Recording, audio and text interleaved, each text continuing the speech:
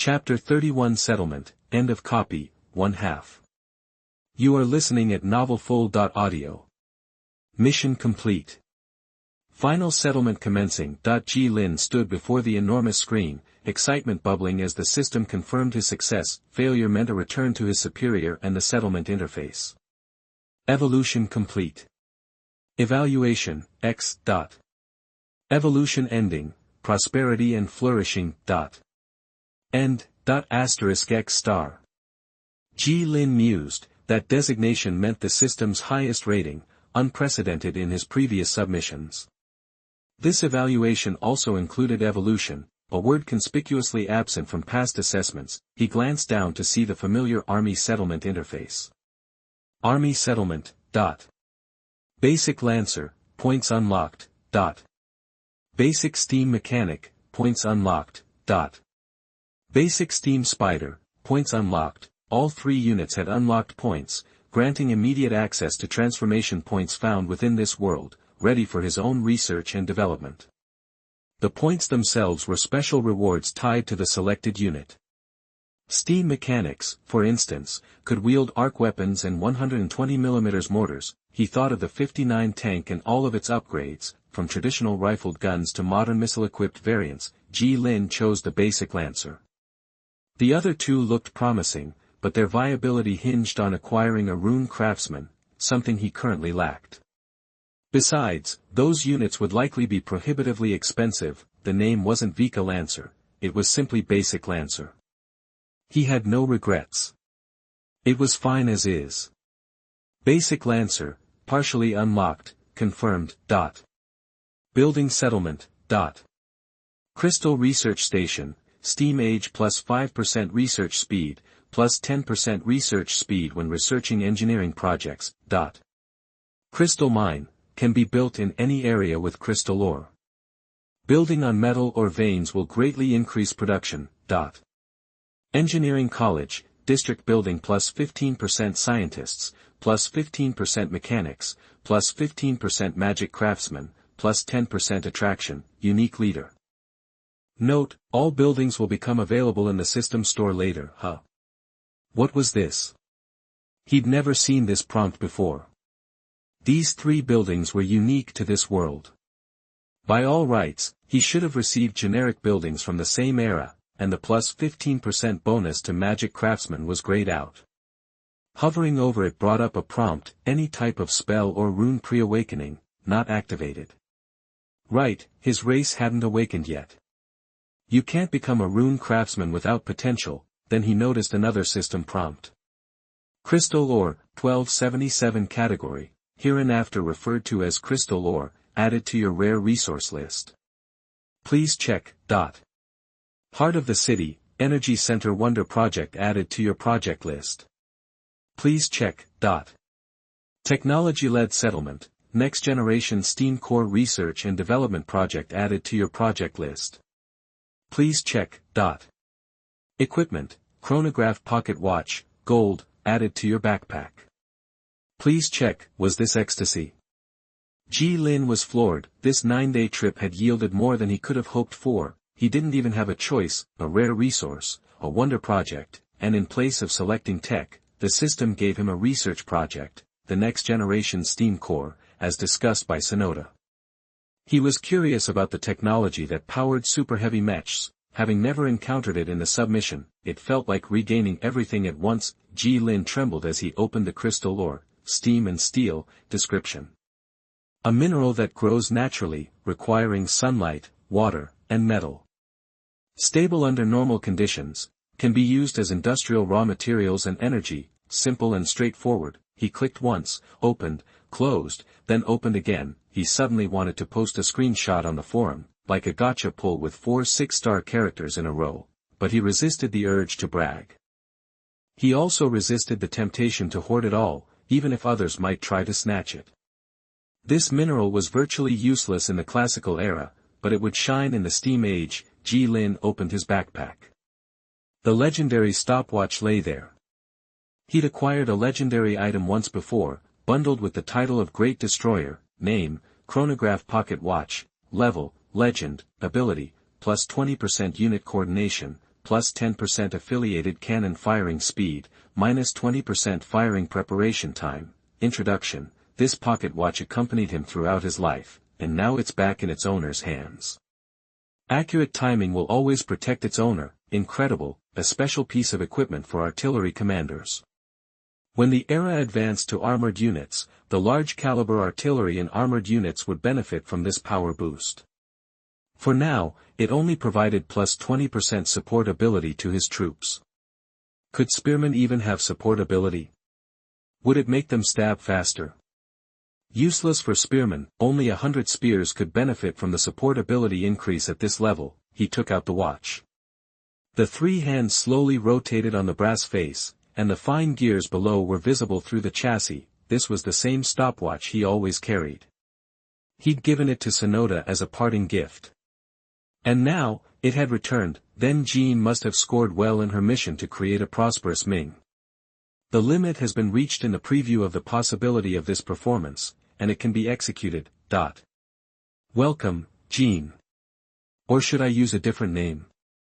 Which do you prefer? You are.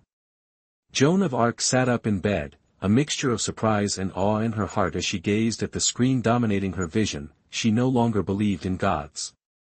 What stood before her could only be described as a miracle. I should introduce myself. You can call me the system. That's what everyone else calls me. Or, if you prefer, the manager, or the catalyst. Set aside your preconceptions. I am not a god. It paused, then added. Although I am more powerful than any god you can conceive, that assumption will negatively affect our future dialogue. I suggest you rethink that premise. I'm here to ask your opinion. Are you willing to join Civilization Endures? I have a question. Yes, the screen responded before she could finish. You can read minds. My apologies. I will consider your emotions and personal experience. Resonance function disabled. The screen offered a surprisingly polite apology. I agree. Don't you need to ask anything else? The screen inquired. No. This is enough. Another person from your world asked me over 1,000 questions. Then, as you wish. Reward settled. Transmission initiated. Having received his rewards, Ji Lin still felt like he'd forgotten something. Wait, system. I need to ask you something. Ji Lin looked up as the screen began to shrink. Others who scored 80 were able to bring people out. Why did I only get building technology, and nothing else? The screen was silent. An awkward atmosphere settled. Due to certain unforeseen circumstances, 2 characters you should have chosen have expressed a desire for independent development. This is an opportunity offered by the system. According to calculations, their absence will not hinder your progress, and will benefit you more in future eras. So, you're saying I can't have those 2? Ji Lin already knew who the system was talking about. Could he at least have one more character? Everyone made fun of generic heroes, but with so few ways to obtain hero units, you could never have too many generals. There were positions for chief officers, adjutants, and governors in overseas provinces. As the territory naturally developed, the people were too slow. Based on your evaluation, I cannot offer you characters of a lower level. Forget it. If they want to develop independently, let them. He'd never heard of characters from a mission running off to develop on their own. Those who got the highest evaluation rarely posted their achievements on the forums, and not many people seemed to get the highest evaluation at all. The system has all the power of interpretation. The rewards had exceeded even his wildest expectations. Buildings, technologies, and projects would become available in the next era. Because he'd earned the reward in advance, the system had unlocked them. Each project required time and resources to complete, and the rewards weren't always great. Projects couldn't be sold.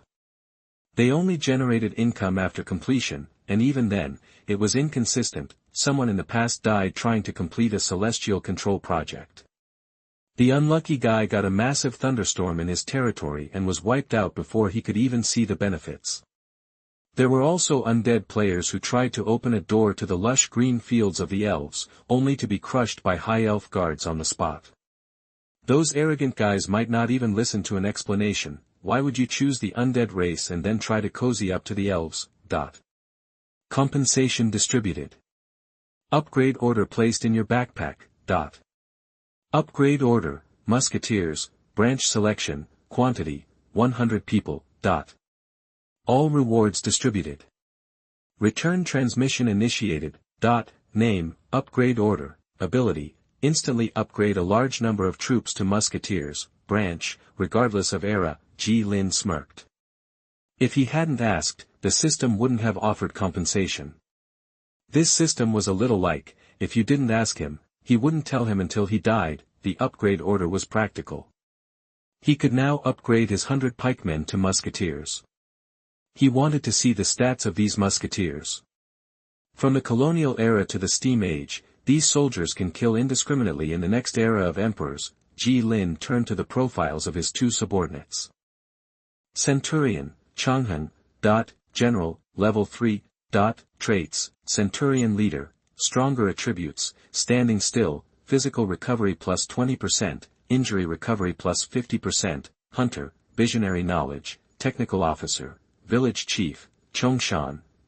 Secretary officer, level 3. Traits, proficient in agriculture, agriculture-related zoning cost minus 10%, maintenance fee minus 5%, output plus 5%, visionary knowledge, technocrat, technical officer, epic. This officer's in-depth study of technology has improved his combat capabilities. He will strive to keep his mechanical units in optimal condition, and always invest his knowledge into the war. Maintenance fee minus 5%, failure rate minus 20%, manufacturing costs related to engineering equipment minus 20%. Technocrat, epic. This bureaucrat has a considerable understanding of the process, and it is difficult for anyone to hide it from him. He will try his best to apply his knowledge to management and construction. Minus 5% for all building costs, and an additional minus 15% for municipal and residential-related block costs. Foresight knowledge. In the steam age, the bonus disappears after the territory reaches this era, and the efficiency of the territory is increased by 10%. Great. 2 level 3 heroes. His two subordinates had lived up to their potential, gaining new traits.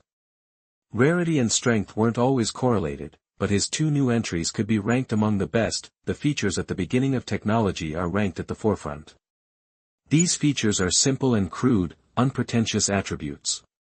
It's much better than some vague entries that make you want to be the Riddler. There is an intensity of beauty.jpg.in the Steam and Steel dungeon. Technical terms are easier to appear. Ji Lin turned to the newly acquired musketeers. A card floated before him, exuding a faint light. A branch extends from the musketeers. There seemed to be evolution from the Vicar musketeer. Name, musketeer, specialized branch. Melee defense, 40, moving speed, 5 km per hour. Armor strength, 15, organization/morale, 65, ammo capacity, 20, weapon range, 200, weapon power, 45, traits, armor-piercing incendiary bombs, small diameter support artillery, not developed, slow fire, military formation, description, soldiers who use gunpowder weapons to fire at targets at long distances. The weapons in can break armor. After development, the musketeers have been reorganized to have stronger combat effectiveness and a more comprehensive lineup. There were significant changes in the configuration of the arms. There is an additional small diameter support artillery on the equipment, but it shows an undeveloped status. This will have to wait until he gets a research station or academy to research this technology. What is the concept of 45 long-range power? The long-range power of ordinary musketeers that can be suppressed in the next era is 20 points, and the range is 145. The power of this crystal powder version of musketeers is more than twice that of ordinary musketeers. One shot of this powerful musket can take the person away as long as it hits the torso. The power of is astonishing. Is obtained in exchange for low accuracy. The entire series of muskets has the problem of low accuracy at long distances. It is difficult to hit a person with a single shot within 200 meters.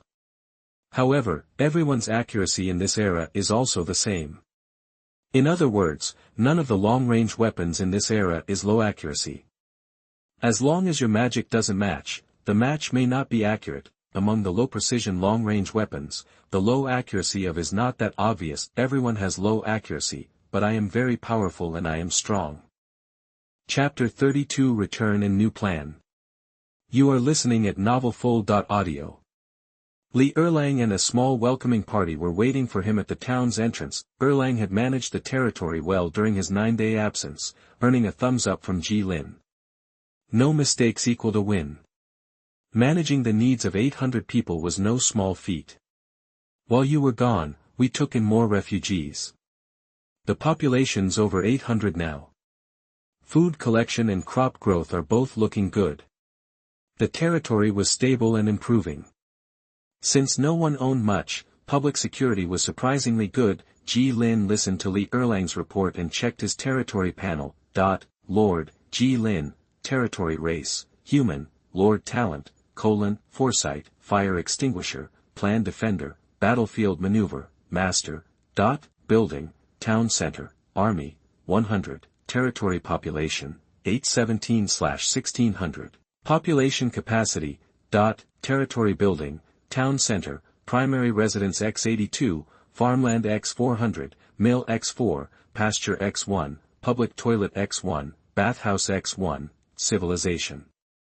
Characteristics, blood purification, territory, plain x1, floodplain x1, swamp x1, coast x1.800 people. His small village of 200 had become a large one of 800.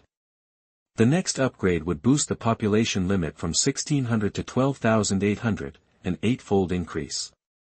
Enough people to build a small city. After the upgrade, the territory would enter the chaotic big world. To a bird, the egg is its world. To be born into the world, one must break free. The fog walls offered little long-term protection, and enemy attacks were merely system-prepared drills for the lords. Some lords, employing unique political systems and structures, even had cities of 100,000 in this era. His gaze fell on the simply dressed villagers. He could tell the original villagers from the new refugees. They adapted well to the paradise he'd created. No war, plenty of food and clothing with cultivation. The land was theirs, even with mandatory crop yield. Modern folks might see it as oppressive, but for them, it was a good life. No exploitative landlords or overbearing robbers. Each hexagon land plot measured 3 kilometers per side, or 23.4 square kilometers, based on his useless past life knowledge. His 4 plots totaled over 90 square kilometers. Lost in thought, Ji Lin needed to plan his territory's expansion after his recent trip. He was ready to branch out, with enough resources stored to claim a new plot with the town center. Next up was the floodplain. He wouldn't need help or supplies.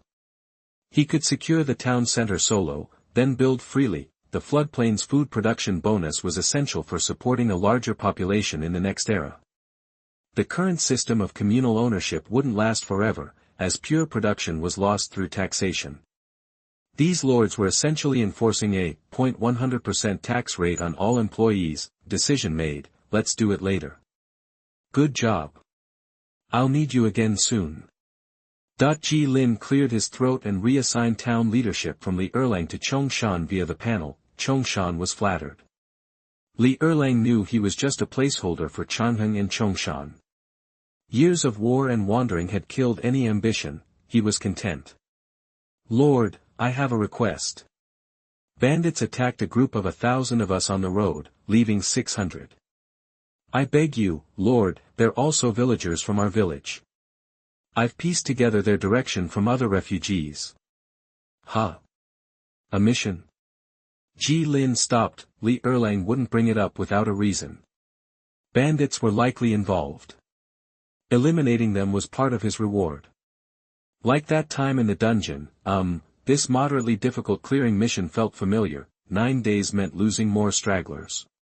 This was likely what he faced 10 days ago, but he was focused on the dungeon then. A bit painful thinking about it. Human resources were valuable. Bandits, a chance to test his guns. Even without the bandits, He'd use firearms to intimidate all the wild monsters within a 10 square kilometer radius and bring resource points under his control. His spearmen feared the monster infantry, who could take down several soldiers if they went berserk. Now, his 45 power, 12 mm high-powered musket could fell steam spiders with a single volley. Ji Lin summoned the upgrade and held it. It was a square crystal with musketeer etched on it, both basic and high-tech. The upgrade could bridge gaps in technology. The gear used will become the specified upgrade unit: maintenance knowledge, usage skills, weapon performance, combat experience. None of them were known. He wanted Changheng, who led the musketeers in the dungeon, to practice again and transform his spearmen into musketeers. Having subordinates was refreshing. This feeling meant you had to do everything yourself, which was just right. The workload in the dungeon had given him dark circles. With a plan, Ji Lin gave the upgrade to Changheng. Instructing. Changheng, this is for you. Gather all the spearmen and upgrade them to musketeers. I need to study new buildings. Send someone to scout the refugees and bandits, when you have time. Yes, Chang, understood. Changheng reflexively started to salute, then stopped and clasped his fists. Back in his bedroom, Ji Lin checked the 2 new building blueprints. Shooting range. Crystal mine. Chapter 33 Construction and Player Forum Response. You are listening at novelfull.audio. Shooting range, requirements, 800 wood, 100 iron Oregon.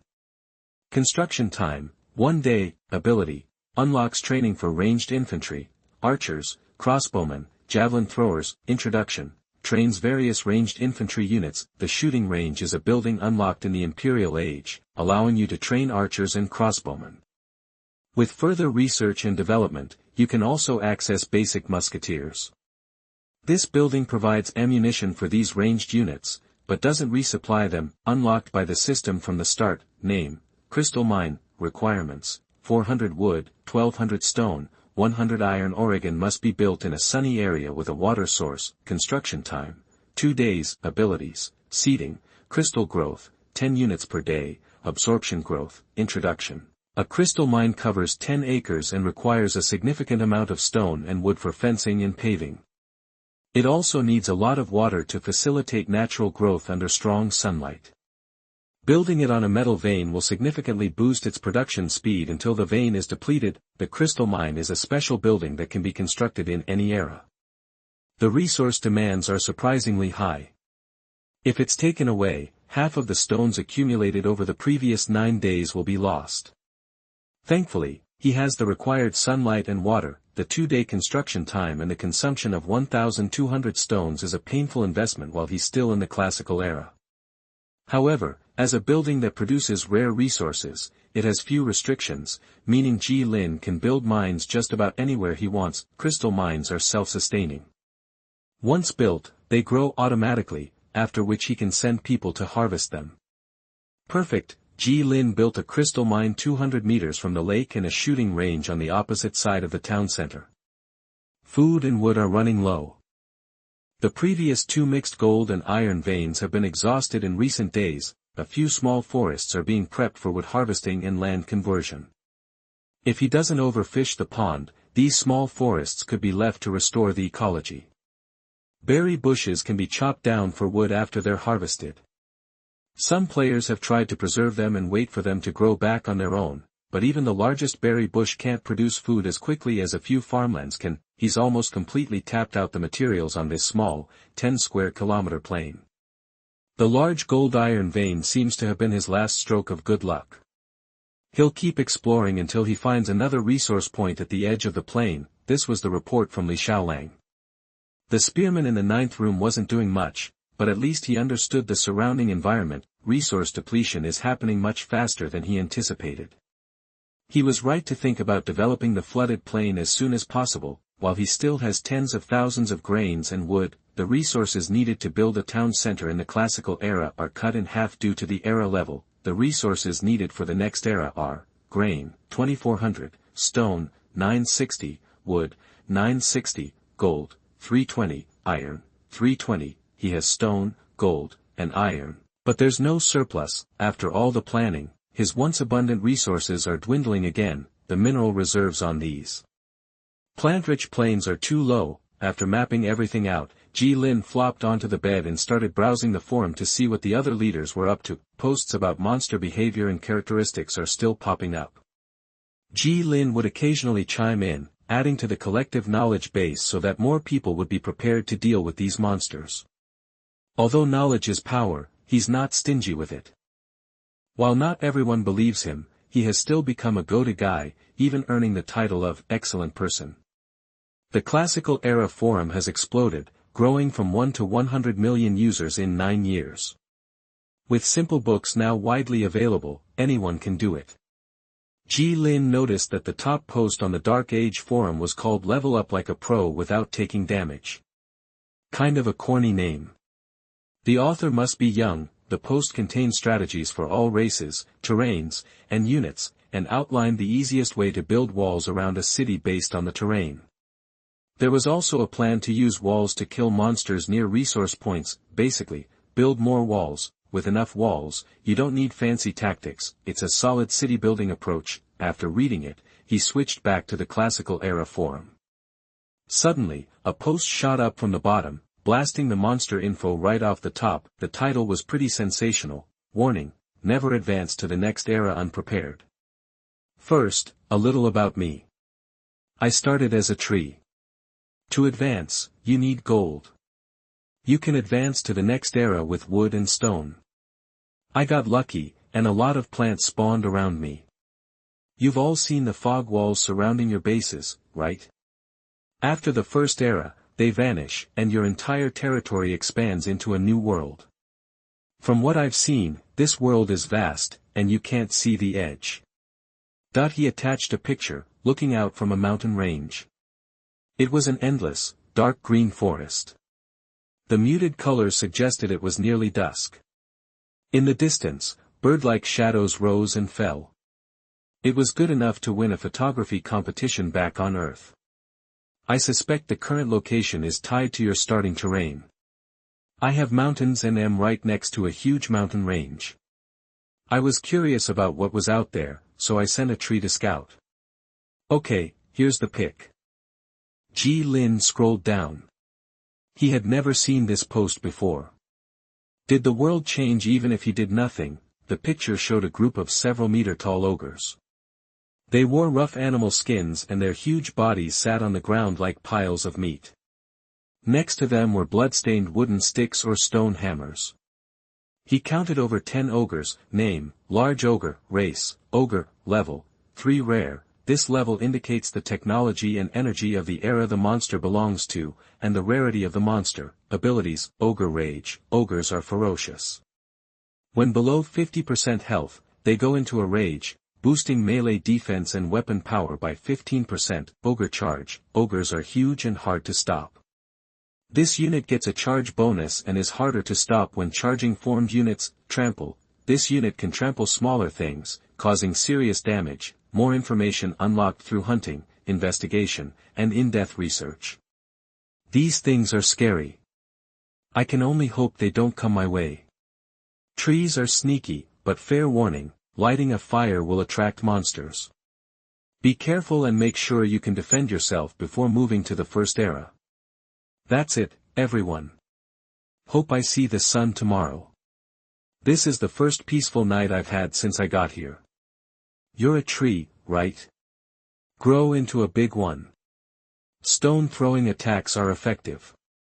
Or buy an altar and learn spiked roots. Ogres are unarmored. Good luck.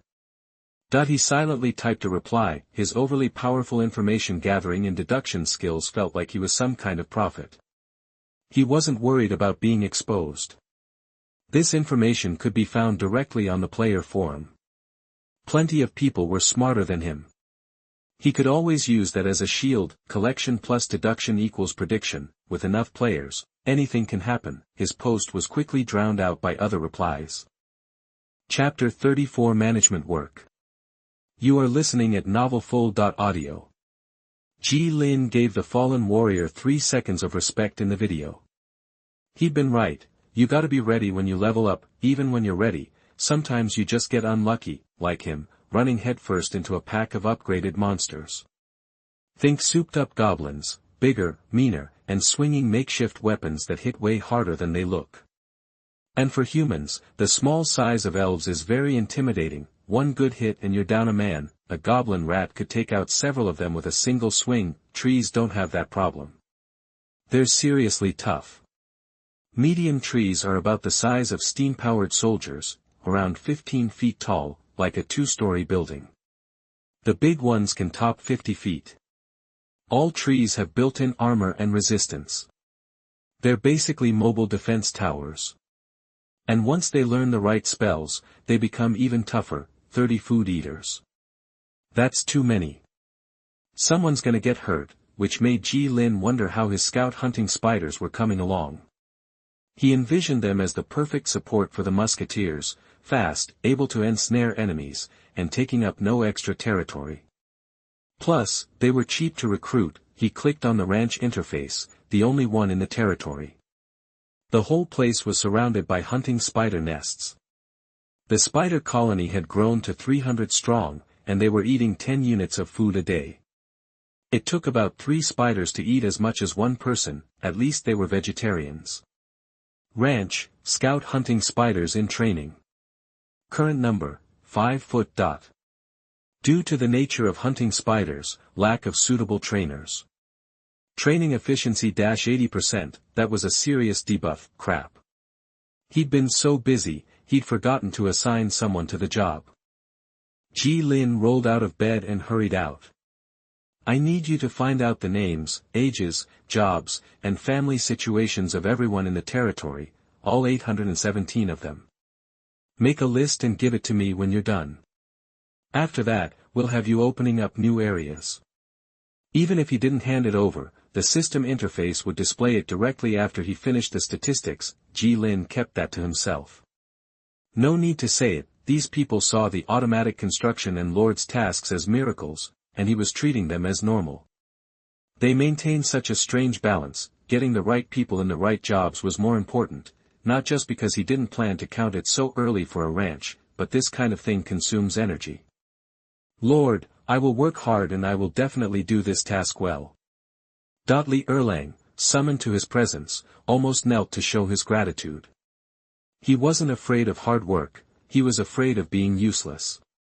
He'd learned that the hard way during his years as a wanderer. He didn't fully grasp the task, but he didn't ask for an explanation either. The Lord was kind, but Li Erlang sensed a strange, unkingly air about him. Chongshan will work with you.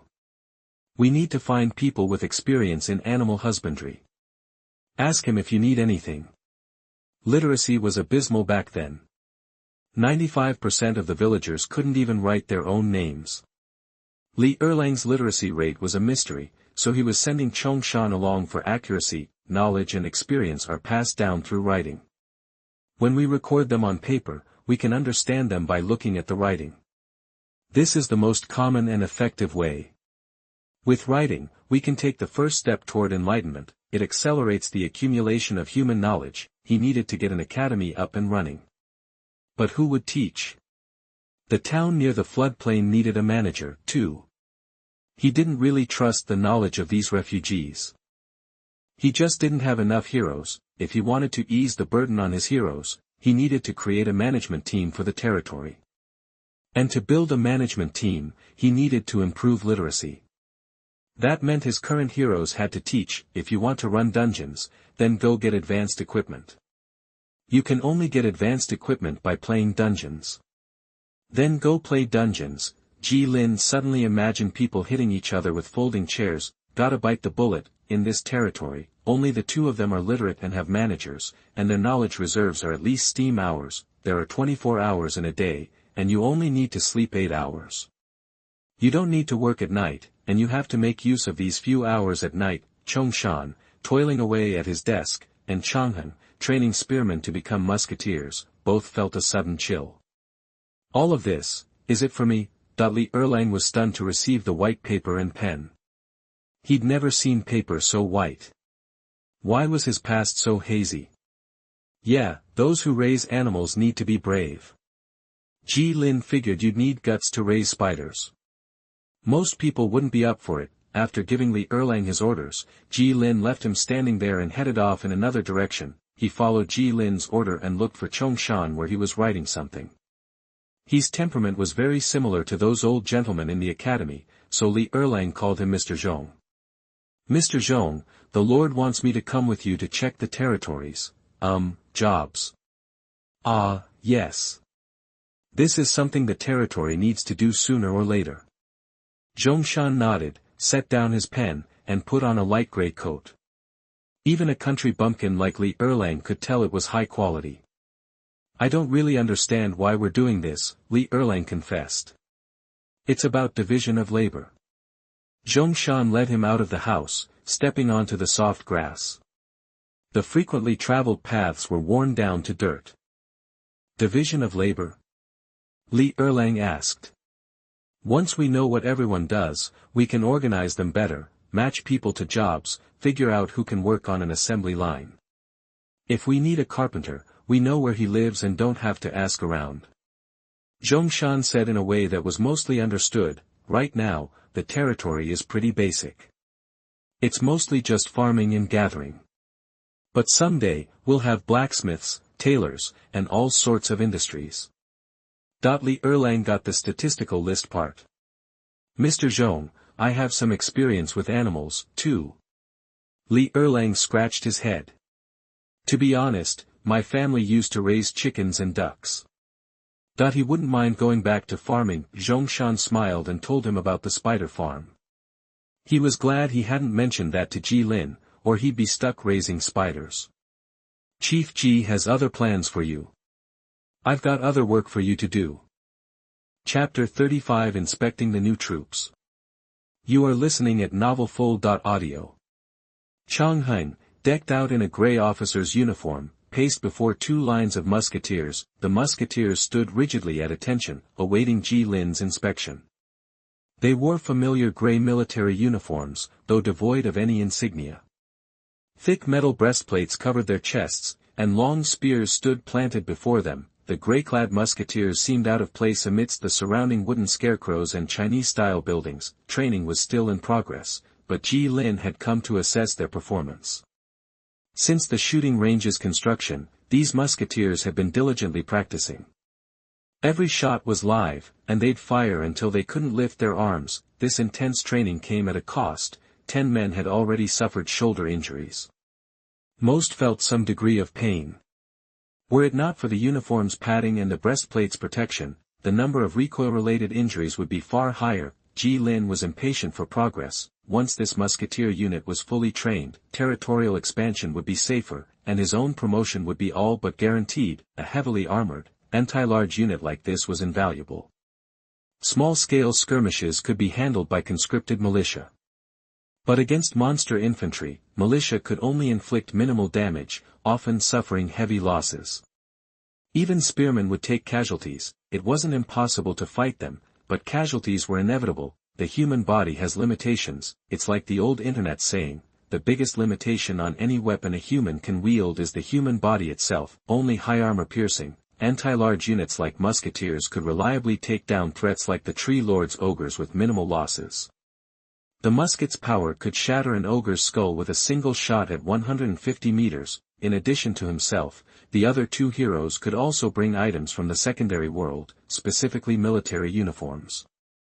These uniforms even provided minor stat boosts. Small, but better than nothing. Vika Officer Uniform, +8 morale. Description: sometimes you need to motivate the troops, but not every morale improvement can be achieved through sheer motivation alone. +8 morale, not much to say about that. He randomly selected a musketeer standing upright and gestured for him to fire at a scarecrow downrange. The shooting range stretched 150 meters, just short of the musket's maximum range, but adequate for training. The musketeer saluted Ji Lin, then excitedly grabbed his large caliber musket, retrieved a powder bag, and poured blue-gray powder into the barrel. This powder, in addition to crystal ore, also contained other oxidizers and combustion enhancers, ensuring maximum firepower. The impact would instantly ignite and release a large amount of gas for a secondary explosion. Then, he used a ramrod to seat the projectile. shouldering the musket, he lined up the sights, he primed the trigger, then squeezed, a puff of white smoke drifted away, the recoil felt like a bull kicking his shoulder, nearly knocking him off his feet, powerful. Very satisfying, the lead bullet tore through the scarecrow's upper body, sending debris flying. The scarecrow toppled, revealing a curtain wall behind it riddled with holes of all sizes. As for where the territory got its lead, given that it didn't mine any, that was a question for the system. First shot, first hit. Excellent result, 3 shots, 2 hits, he selected another musketeer. This one managed 3 shots, 1 hit. After testing 20 men, he determined a roughly 40% hit rate against a fixed, humanoid target at 150 meters. An excellent result for musketeers, especially if these guys haven't been infused with any ideas. Ji Lin surveyed the musketeers, who, after only a year of training, stood in neat formation, firing with impressive accuracy. They'd become a competent unit. Back in military training, his own recruits spent ages just practicing proper stance and grip. And even then, those skills often diminished in live combat, because they were used to fixed targets in a fixed environment. He'd never managed anything on this scale before. This was a whole new level of experience, foreign rifle teams, demons, and monsters. Next, it was time to find some unfortunate test subjects. Ji Lin grinned, he'd already received intel on bandit activity near the small floodplain. Finding a group of bandits in a 90-kilometer radius wouldn't be difficult. The area wasn't that big. And if they were cooking and making fires in peace, their position would be easy to spot. 2 volleys followed by a bayonet charge. No level 2 monster could withstand that. It was a shame that the monster meat would be contaminated with soft lead, fit only for conversion into raw resources and unfit to be eaten as regular meat. Aside from skeletons, most second-level monsters relied on quality over quantity. While clearing out nearby resource points, he discovered a group of 60 lower fresh rate wild monsters, savage orcs, near a plant resource point. Whether he fought them himself or used spearmen, it would be a tough battle. If the Treeman's army and workers couldn't be interchangeably transformed at the beginning, and workers did not lose much combat races when they became the army, he would need to specifically train a second team of troops to clear out the second-level monsters occupying nearby resource points. Name, Savage Orcs, Melee Infantry. Melee Defense. 26, Movement Speed, 7 km/h, Armor Strength, 0, Organization/Morale, 55. Weapon Power, 30, Traits, Orcs are frenzied and recover quickly. Description, give an orc a weapon, any weapon, and he'll kill with it. You couldn't just dig a pit and burn them like the skeletons. Orcs might be stupid, but they weren't that stupid. Get ready. Chongheng watched the hulking orcs charge out of the woods. They wielded a variety of weapons, iron bars, stone clubs, even large kitchen knives. Ferocious and violent. Now, these beasts were running straight into the musket barrels. 2 rows of musketeers, like grey lines across the green field, braced for the orcs' attack. As per Chongheng's instructions, the musketeers raised their loaded muskets, aiming at the charging orcs. No need to conserve ammo, they just needed to unleash maximum firepower, like a deadly spearhead. Chapter 36 Occupations and Agriculture. You are listening at novelfull.audio. While Ji Lin led the musketeers to clear out the monsters and bandits from the resource points outside the territory, a new day dawned back home. The spring-like weather was perfect for planting. So many villagers who weren't assigned other tasks were put to work cultivating and sowing extra fields. Water diverted from the medium-sized lake flowed through freshly dug channels, irrigating the fields. Tender seedlings were already poking through the mud.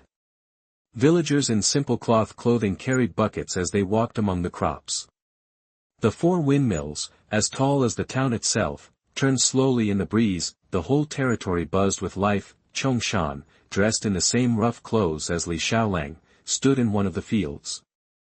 Investigating everyone, house by house, in a single night was impossible.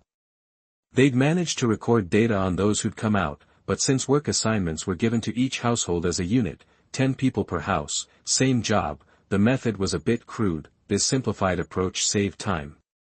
Before, the jobs were gathering, mining, and farming, so it wasn't a huge deal.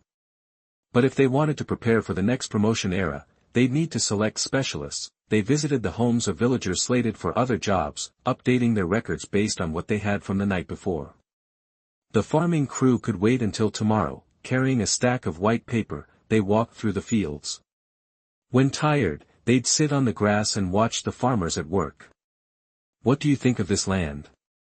Chongshan asked. "Mr. Chong, I've never seen soil this good. It's smooth, the best black soil, and so fertile. The weather's perfect for planting. This land is so fertile." Li Xiaolang hesitated. "It's like the rice seeds we just planted are already sprouting. Look at the wheat we planted a few days ago." Li Xiaolang pointed to the 2-finger-high seedlings, green and thriving. He watched them with a growing sense of hope. A good harvest meant enough food for the village, which meant fewer problems. "If this growth continues, we'll be harvesting wheat in 2 months, Chongshan estimated, relying on his agricultural knowledge. Being good at agriculture wasn't just a bonus from having a systematic building. The knowledge had been ingrained since birth. He could also see that the farmland needed more canals. Li Xiaolang hadn't made any changes. He was meticulously following Ji Lin's plan, not wanting to deviate. Ji Lin had planned the fields in large, connected sections with lane-sized gaps between them. This layout would double transportation efficiency once they had wheelbarrows. Deciding to act, Chongshan pulled out a piece of paper and began sketching out additional canals, using the lake as a central point. These weren't elaborate systems, just simple channels. Only the large canals, the ones considered buildings, had blueprints for sale. The system recognized these improvements too. If Ji Lin were there, he'd see the improvement icon floating above the fertile land, farmland, crops, wheat, 15%, drainage channel nearby, growth rate plus 5%. These improvements were rewards for lords who made on-the-spot adjustments. Even lords with fewer resources could use resource-based items to boost their abilities. Sometimes Ji Lin thought it felt a bit too much like data manipulation, but it wasn't exactly. If you put in the effort, you could always find ways to improve things, until all the nutrients were used up. 10 square kilometers, the size of a city, one city after another would rise under the lords. The task was proving difficult. They'd almost finished their rounds. Among the 8 people, they found several blacksmiths, a teacher, and someone with experience raising animals. But when they heard he wanted to raise spiders, they all shook their heads. Chongshan didn't force anyone. Raising spiders wasn't something you could just make someone do. If you can't find anyone, get a few brave people and figure it out when you get to the 3rd book, Ji Lin had told Chongshan. When he went out to clear monsters, he took the scout hunting spiders from the ranch. Yesterday, he realized a serious problem with his musket team. He had to enter the monsters' aggro range to draw them out of the resource point, and the muskets could only fire 2 rounds before facing a direct charge. They couldn't exploit their 200 range advantage. The lack of a frontline defense force was a clear weakness. One solution was to use the 5 scout spiders to draw the monsters instead of getting in close himself. Scout hunting spider, scout, melee defense, 40, movement speed, 20 km/h, armor strength, 20, organization/morale, 60, weapon power, 20, features, scout, fast, but not suited for frontal combat, adaptation to harsh environments, less affected by harsh conditions, minus 30%. Environmental factors, plus 20% toxin resistance, swarm tactics 2, hit rate and melee defense increase with numbers, up to 30% when numbers reach 1.5 times the base, nocturnal, can move at night with minor vision penalty, concealment, can hide in forests and reduce visibility. Introduction, these hunting spiders are fed and trained by humans. Following the commander's instructions to attack designated targets with speed and precision, the scout hunting spider had high speed and comprehensive stats. It could handle harsh conditions, move at night, and hide. It also didn't drain the leader's power. It was perfect cannon fodder. The scout classification meant it was a high-mobility reconnaissance unit. The system's claim that it wasn't suited for frontal combat was nonsense. Half of all scouts weren't suited to frontal combat, 40% were decent, and 10% were better than ordinary troops. There were even sniper scouts that could take you out of nowhere. Hunting spiders are mild-tempered when well-fed. If you're lucky, you might find a tamer. Well, spiders aren't exactly wild beasts, but the system classifies them that way. Ji Lin was also concerned about the situation Chongshan reported. If he had access to the third book, he could build a trading post or recruit specialized talents through special buildings. He thought for a moment and then ordered Chongshan to post a notice: anyone willing to raise the hunting spiders would get an extra piece of meat every day. The territory didn't have a proper pasture yet. All the meat was from the monsters he hunted. The good stuff was sold for gold in the market. The ordinary meat was dried outside. He hadn't found any salt mines yet, so he traded grain in the market for salt. Not everyone had the same good start as he did. According to forum polls, 30% of the lords were born with large tracts of land to cultivate, but many lords were still relying on trading to get by. A huge trading market was rapidly forming. In addition to the system, which was taking a transaction tax, but that tax was nothing compared to the flawless transmission of resources. The villagers typically ate 100 g of meat every 3 days, so his offer was a considerable reward. Chapter 37 Another Perspective. You are listening at novelfull.audio. Li Yen sprawled on the tree man, munching on fruit. The world looked like a starry sky, unbelievably beautiful. Growing up in the city, he'd never seen stars this bright. His post had blown up with tens of millions of replies. He filtered it for the key users, instantly whittling down the noise to just 3 responses. He didn't really care what these key users had to say, seeing them as tryhards. The title, "Don't Be Original, I'm Warning You," was attention-grabbing, but it reflected his honest feelings. He wanted to warn people about the dangers, so they wouldn't end up like him. The damn system hadn't given him a single heads-up when he started. Instead of checking the replies right away, Li Yen headed to the market. All the tree man fruit he'd listed had sold out. He'd priced them at 0.5 gold mines per unit and sold all 1,000,500 gold mines richer, sweet. He hadn't been digging for gold in days, relying on the tree men to grow fruit and sell it. He was building his fortune through old-fashioned trade. The green tree fruit was sweet, tart, plump, and juicy, the kind that grew the fastest and had the best flavor. Sort of like tomatoes back on Earth. At first, he had the tree men grow everything they could produce, pricing items according to harvest time. Market feedback pointed to the high-sweetness fruit as the best seller, so Li Yen focused production on that type. He never would have dreamed his economics degree would come in handy here. Tree men didn't need regular farmland, they took root and produced food. Now, hundreds of them churned out 500 units of fruit every day, bringing in 250 gold mines daily. That's why the ogre blockade didn't faze him. Those populations that relied on flames to clear land were screwed when they ran into those situations. For similar items, the system automatically prioritized the lowest prices, and for items no one was selling, the system would post want-to-buy requests with the highest total price listed first. There were 2 types of markets: the general market, where people could buy and sell everyday items and luxury goods like canned food, clothing, alcohol, and various foods. The other was the tier-based market, filtered by the system for lords of the same or higher levels. Like the chat forums, the higher-ups could see lower levels, but not the other way around. The reason for the 2 markets was simple. You couldn't sell nuclear bombs to the Steam Age, or synthetic battalions to the Information Age. The system allowed the circulation of resources, but tightly controlled knowledge and high-risk tech weapons. You couldn't sell weapons, rare resources, or tech from later eras to civilizations stuck in the past. Unless, they already possessed it. As for tech leaks, if the screw size of an arrow was 25 mm, you couldn't even leak dimensions in the 2.5 mm to 250 mm range. Leaking information would result in resource deductions, and repeated offenses after a warning would incur a 20% deduction from the territory's maximum resource capacity. Li Yen didn't have a problem with the system. He was in a good mood after raking in the gold mines, and he finally turned his attention to the responses to his post. Qingmu, sounds like the era is advanced. Guess it's not safe. Thanks for the heads up. Just a sigh, nothing useful. He checked the next one. Nanshan Wumu, ogres. I've hunted 3. Use Longbowmen, and have the melee team draw the ogres aggro to prevent a head-on fight. Ogres aren't very agile, so I'm sure I can help you a bit. Okay, limited agility.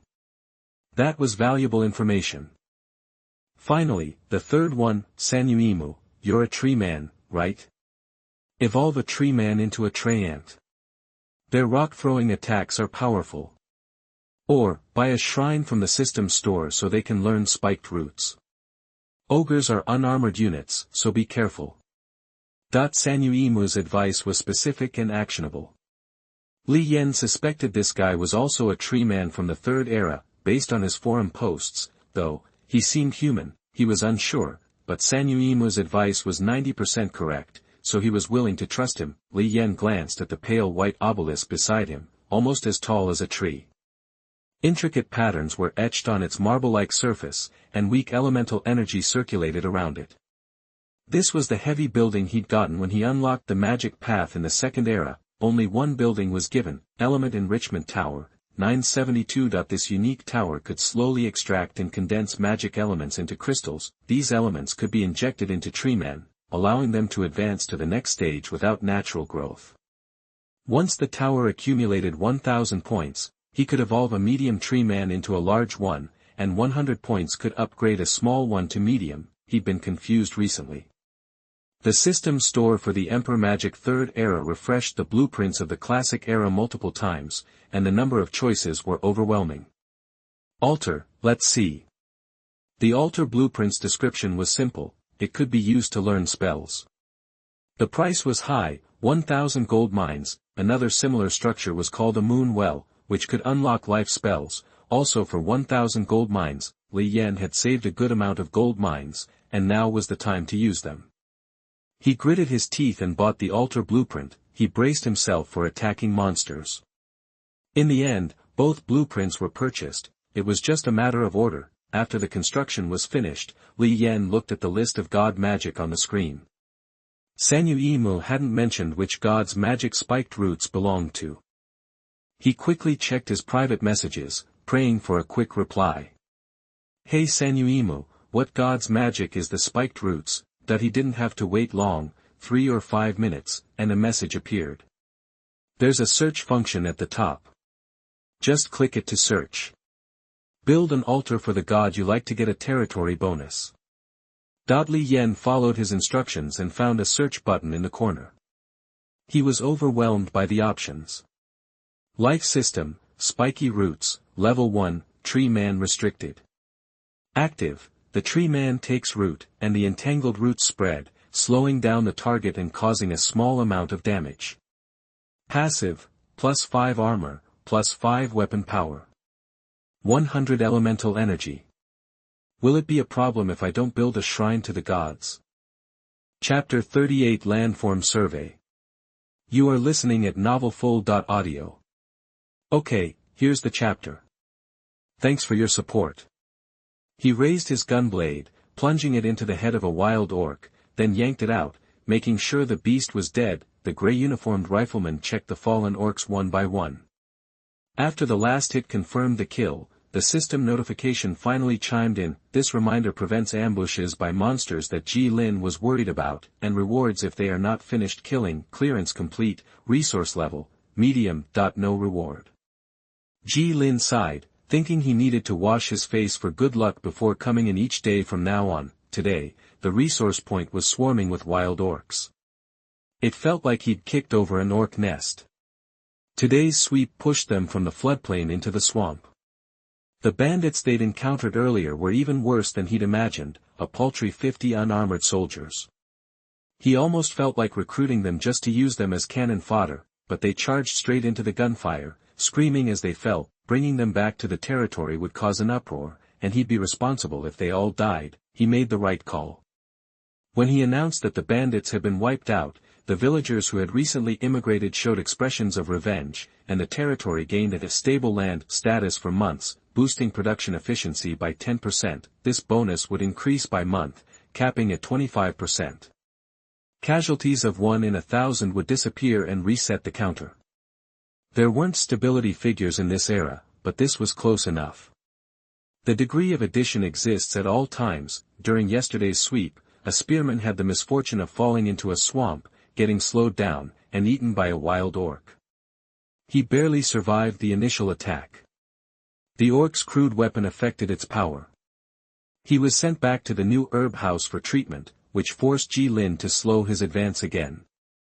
He donned the spearman's gear and supported the line. That day's sweep also turned up little of value, except for some minor healing resources, 2 building blueprints, a herb house and a temple. The herb house was a rare building that allowed the collection and storage of herbs and provided hospital-like treatment. Once a doctor's profession was unlocked, it could produce medicines. With the right technology, they could also research them. The system only provides a basic set of technologies, and other technology options will require new explorations to obtain, like the second-generation steam core technology projects. That thing required at least 5 crystal mine research stations just to begin the first phase. The temple was a place to put bonus items to provide territory-wide buffs and learn basic spells. Think of it as a low-level altar. Ji-Lin didn't have any items to put in it yet. He built the herb house and sent the injured soldier there, exchanging herbs and gauze for the herb house to transport. Since there were no professional doctors in the territory, he could only put the affairs officer in charge of it for him. Besides the 2 blueprints, they'd also found patches of wild rice in the floodplain, lush, green rice paddies. With some simple care, they'd provide a good harvest. They sprawled across the fertile land on either side of the river, so rich that he could even relocate the town center there. Ji-Lin was thrilled.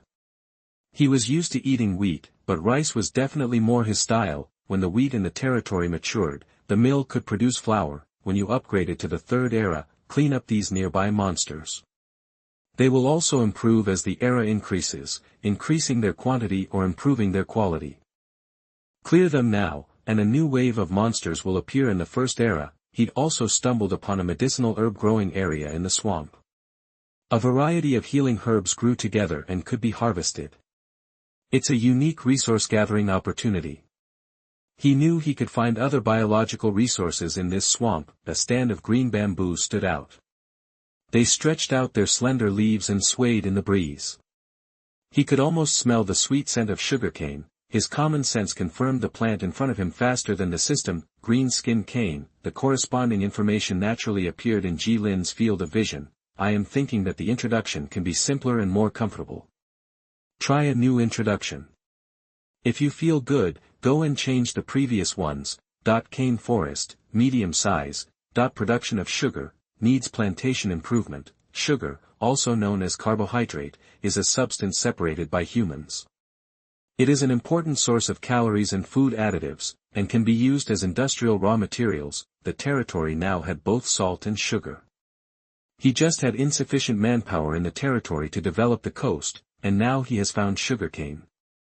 When the resources of the territory are subsequently developed, don't worry about your needs, you can be self-sufficient. The system store only sold 1 type of seeds in each era, which still allowed the Lord to plan his own route in each era and choose suitable plants for planting.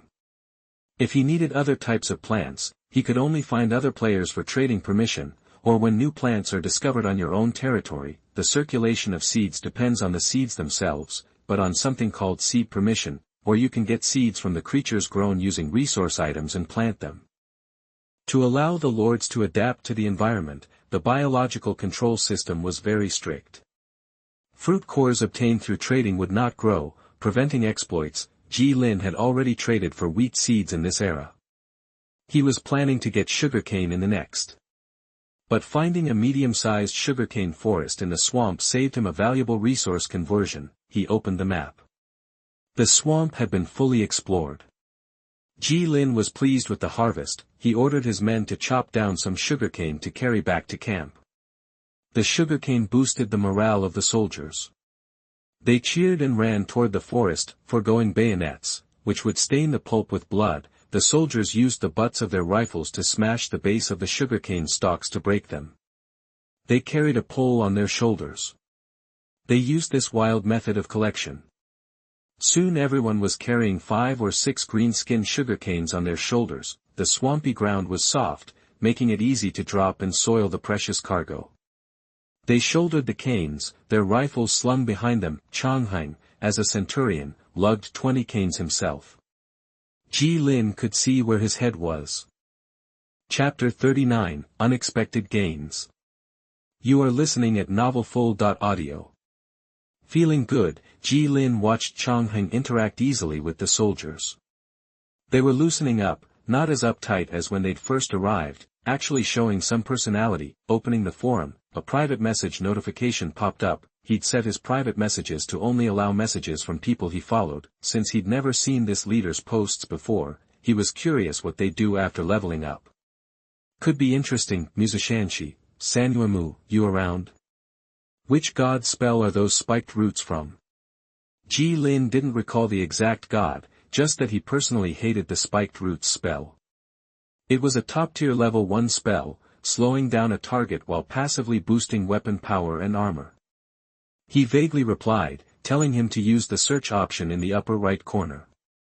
The altar was basically a store. You could find any magical knowledge by searching, even information on himself. Musicianshi, is it okay if I skip building an altar? Watching the soldiers lugging green sugarcane back, Ji Lin felt antsy. They always looked awkward without a load to carry. You even had 3 stalks balanced on his shoulders. He mentally typed a reply to Musicianshi, Sanyuemu, yeah, divine magic is great because you don't have to learn it, just use it, saving time. It might cost a little more though.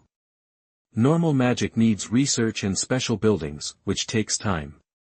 Altars give you instant access, but watch the prices. The cost of a magic mark is usually the price of learning the spell outright. Back in the day, people built altars to get bonuses from the gods, and to curry favor with non-territorial natives contacted after building a post station or portal. High faith let you directly recruit and train special god-aligned troops, just like hiring mercenaries. Leaders lacking certain units would consider hiring a few teams of these divine forces. The higher the altar level, the bigger the research boost to your territory's 3 main branches: spells, technology, and talismans. Technology, magic-free smarts, got special treatment. The system sped up research and upgrades.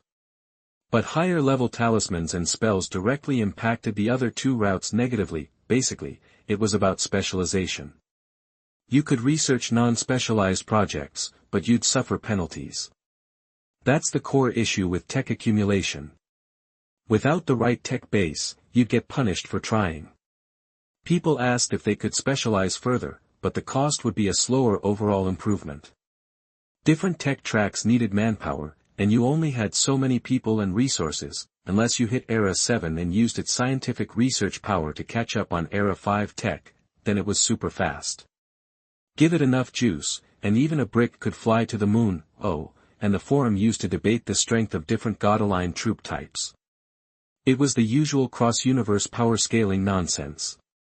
But after the trash talk, people could actually throw down without restrictions. The problem with god-aligned troops was their rigidity. They weren't flexible like custom-built units. The whole system was stuck in a rut. That's why no one really specialized in god-aligned units. As for the gods themselves, no one had ever seen one, and nobody cared. Asking the system directly resulted in a bunch of vague riddles that ended with gods don't exist. Then everyone would go nuts arguing about which god-aligned girl had the best outfit. That post got twice as many votes as the power-scaling one. The world was going to hell. Reply came almost immediately. Musicianshi, thanks, big brother. Sanyuemu, no prob. A little something would be appreciated. Brackets, wink, dot. Musicianshi, hey, Sanyue, can I add you? So I can ask questions later. Information was the most valuable thing in this world. Information brokers hadn't shown up yet. There were too few variables, the information entropy was low, and the race's paths hadn't started to evolve. Right now, there were only a few fixed paths, and no one's territory had developed its own quirks. When information was easy to get, it was worthless. Li Yan was getting in on the ground floor and building a relationship with a big shot who knew his stuff. An investment now would pay off big time later. Then, he sent the best equipment he had on hand. Burning Guard flag, rare, gives your troops of up to 200 people 5% to 25% weapon power on attacks and flame attack, the flag imbued with magical power seems to be burning. The Treeman leader got the Burning Guard flag. Seriously? Ji Lin didn't know whether to laugh or cry. A treeman couldn't use a burning flag without hurting himself. The flame power would weaken him. Any other leader would see a huge boost, but it just made a treeman weaker. Flame damage on a treeman was effectively plus 25%. Ji Lin didn't mention he'd been watching him. He'd been planning to give him the flag for a friend request anyway. Why not? Maybe he wasn't so unlucky after all. The low drop rates of the last few days were starting to feel a little better. The Burning Guard flag was solid, with magic and flame attacks. Those perks weren't super useful for Ji Lin's spearmen, who'd probably only get the minimum 5% magic damage. But for ordinary archers, that was a game changer. Spell resistance was basically unheard of back in his day, so that magic damage was just straight up true damage. 200 infantry archers with magic and flame attacks could take down even epic units, maybe even goblin archers. He didn't want to sell it. Selling it for resources would be a huge waste. Sanuimu, can't guarantee I'm right, but go for it. Reminder, Sanuimu and Musicianian are now friends. Reminder, Musicianian has submitted a contract. Contract, Burning Guardian Flag X1, price, 1 gold mine. The system charges 10% contract tax based on the average market price of the traded items. If there's no market record, it's based on the contract price. Current item, Burning Guardian Flag, no transaction record, tax is 10% of the contract price, or 0.1 gold mine. Accept? Damn, this system was a ripoff. 10% was highway robbery. At least the flag hadn't been traded before. He could save dozens of gold mines, or even 1 gold mine. It was better than the 15% market tax. Ji Lin grimaced. He felt the sting of the 10% tax on commodity trade contracts. It could have been worse. Accept. Ji Lin accepted the contract. The system instantly deducted 0.1 gold, and he quickly typed. Which bright perk did you pick for your era upgrade? Now that he had his item, he was free to go. Maybe he could help this guy out with something else, give him some pointers. I picked the world tree branches. What's up with that, big bro? European Emperor, damn it, no more free advice. Chapter 40, Welcome the Era and Improve Enemy Attacks. You are listening at novelfull.audio. Chapter 40, Buff up enemies on arrival. World tree branches are super rare civilization traits. You only get them if you're playing as an elf or a plant-based species. You'll snag a branch that gives a global bonus to your territory, plus 10% population growth, plus 10% plant growth speed, plus 5 stability, and plus 1 livability. Treants get an even bigger boost to growth, like 20% population growth. Their reproduction rate is usually way lower than regular populations, but this helps even things out. Later on, you can unlock projects to awaken the branches and get even more bonuses. This civilization trait is perfect for turning your city into an agricultural and tourism powerhouse. The livability bonus from a fully developed world tree is insane. You'll be raking in cash from tourism alone. Uemu, yeah, it's a really strong civilization trait. Just build it up and get all the tree-specific buildings. Hit me up if you've got questions. Lisa Shanyan, thanks, boss. After helping out the newbie, Ji Lin turned his attention to the burning protective flag he just scored. With that flag, even the militia could pack a punch. Barracks and shooting ranges can train basic troops like infantry, archers, and crossbowmen, but there's no option to recruit militiamen. They're a special unit. You need military training exercises to quickly turn civilians into capable soldiers. With all the bonuses, some militiamen are as good as regular troops. Shooting ranges are available from the start, and they come with free bows, arrows, and light crossbows. It's a starting era unit. Ji Lin hadn't even thought about this hidden perk before. Now, he could get crossbowmen out there. He considered his regular light crossbow unit with standard gear and minimal training to be more like a militia. He used the market to trade grain for materials and animal sinews to make crossbows for 200 people. Right now, he had plenty of grain reserves and lived on land with tons of plants. These basic resources would help his territory get off the ground. Once the fishery on the coast was up and running, it would solve the meat shortage. He hoped the coast was in a good spot when they got to the big world. All the animals in the area should keep his people fed, but it was pricey. Equipping 200 crossbowmen almost wiped out the grain and wood he had stocked up, 3,000 of each per 100 people, 200 militiamen with light crossbows and burning protective flags, plus 100 musketeers, could take down any elite unit over time. This pure-ranged team gave up melee combat and relied on positional warfare to create a defensive line with real firepower. Promotion was definitely on the to-do list. Next up was building a wooden wall around the entire territory.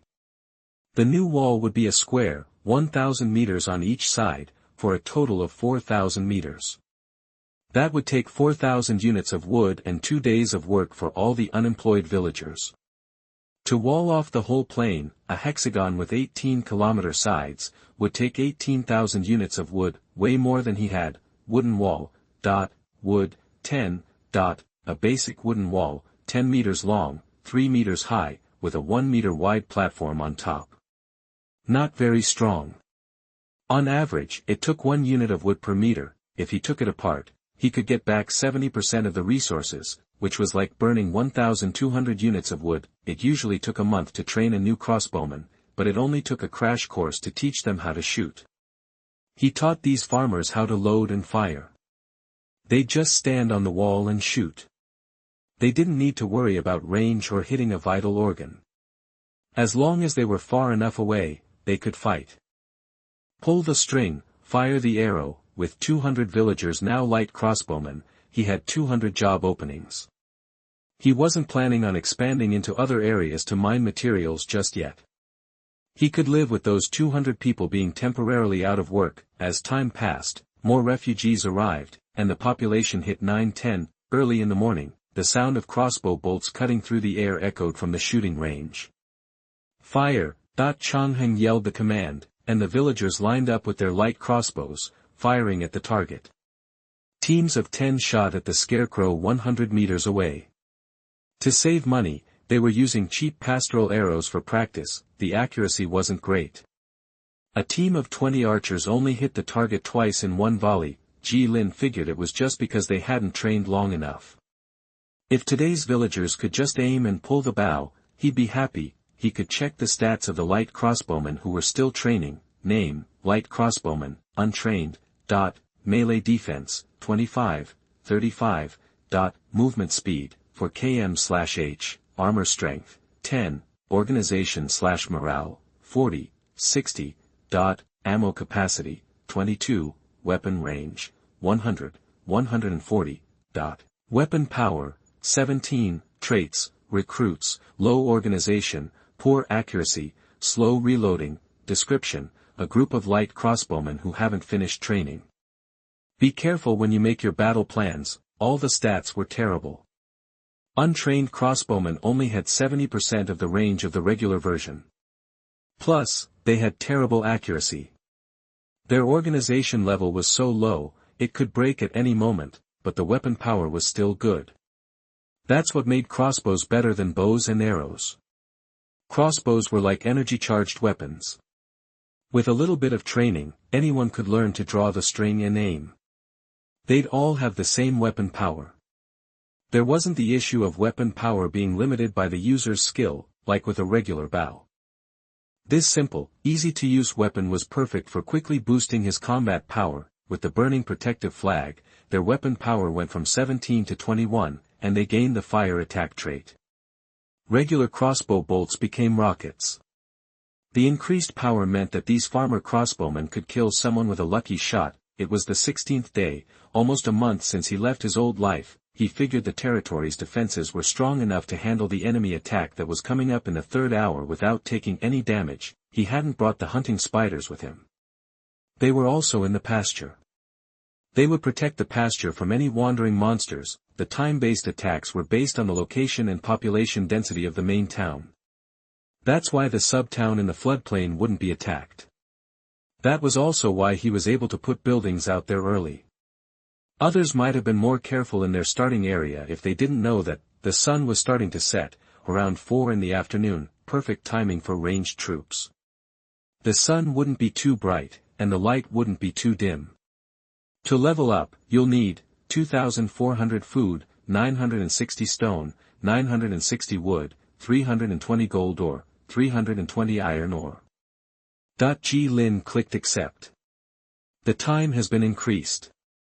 This time increase will take 3 standard hours. Destroy all enemies to ensure the time increase. You have 1 standard hour to arrange your army. Good luck. A light rain started to fall, covering the town. The particles began to reorganize the structure of the town. Most residents had never seen anything like it. Some villagers thought it was a miracle and knelt to worship the town in the rain. Anything beyond human power was considered a miracle. Then, the sound of horns blared from the main gate. The enemy had arrived.